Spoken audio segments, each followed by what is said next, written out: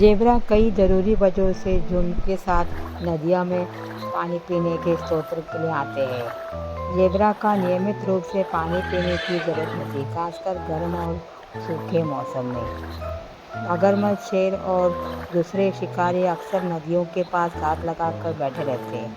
बड़ा झुंड होने पर शिकारियों के लिए किसी एक ज़ेबरा को अलग करके शिकार बनाना मुश्किल होता है। ज़ेबरा पानी पीते समय मगरमच्छ ने हमला कर दिया।